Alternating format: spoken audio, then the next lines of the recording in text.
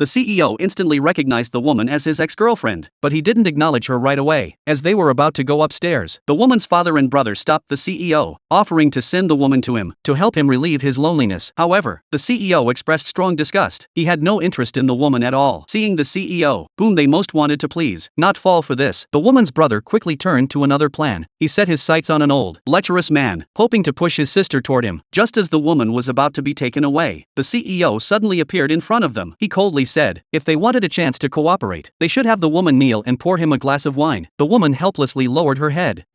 Disregarding her dignity, knelt toward the CEO, holding a wine glass in her hands. She knelt back, only for the CEO to mercilessly pour red wine over her head, soaking her completely. The CEO did this because, 5 years ago, he had promised his family to find someone who loved him, not a woman interested in his family's wealth. So, he hid his identity, and deeply loved her. However, that day, she suddenly broke up with him. He thought she was joking, but then he saw her talking to a man in a luxury car. Only then did he realize she might want to marry into a rich family, so he was preparing to reveal his identity. But the woman interrupted him, telling him she wasn't worthy of him. She was originally a rich family's daughter, and could never be with a poor man. Soon after, she was set to marry into a wealthy family, and told him to take the breakup fee and leave, never to appear in her life again. The man felt deeply lost. The girlfriend he had loved for over a year was so decisive. He chased after her, hoping to win her back, but the bodyguards stopped him violently. The woman showed no hesitation, and turned to leave. However, after she got into the luxury car, she started begging her brother to stop hitting her, swearing never to have anything to do with the man again.